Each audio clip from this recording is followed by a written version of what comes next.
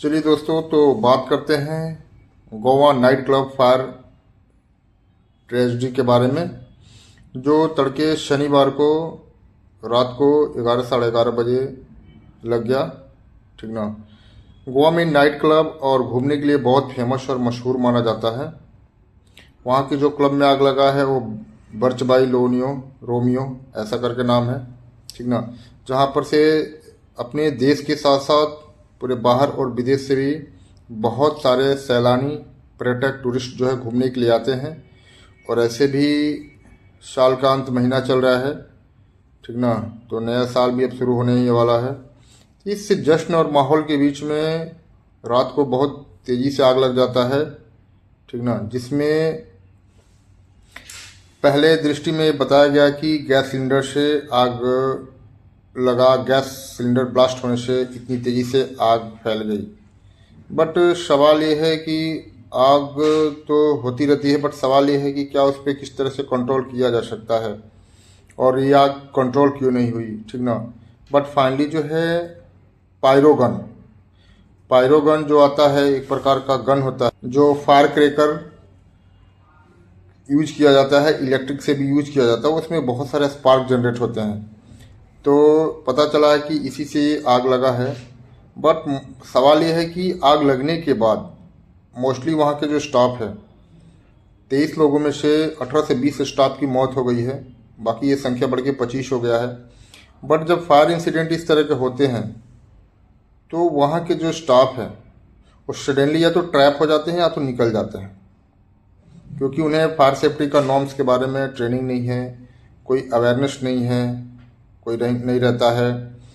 और इस सिचुएशन में फर्स्ट एड रेस्पॉन्स कैसे करना है, ये बहुत सारी चीज़ें जानकारी नहीं रहती है। जब भी रेस्टोरेंट चलता है तो रेस्टोरेंट में एलपीजी यूजेज, स्टोरेज, वहाँ पे अंदर के कंपार्टमेंट में बहुत सारे वुडन यूज होते हैं, बहुत सारे ड्राई लिप्स यूज होते हैं, चेयर, बहुत सारी चीज़ें हैं जो सडनली किसी भी गलती या शॉर्ट सर्किट स्पार्क की वजह से आग बहुत तेज़ी से फैल जाती है। तो आने वाले समय और फ्यूचर में इस तरह के किसी भी रेस्टोरेंट या अदर प्लेसेस पे ना हो, इसके लिए सही तरीके से एक ट्रेनिंग होना चाहिए। फायर सेफ्टी नियमों का पालन करें, मॉर्निंग में एक ब्रीफिंग करें उनके टीम के साथ में, डेली करें, वीकली करें। ठीक ना। तभी जाके लोगों को अवेयरनेस आएगा। किसी भी फायर कंडीशन में, किसी भी फायर इंसिडेंट में वहाँ के स्टाफ, कर्मचारी या गार्ड है, पैनिक ना हो।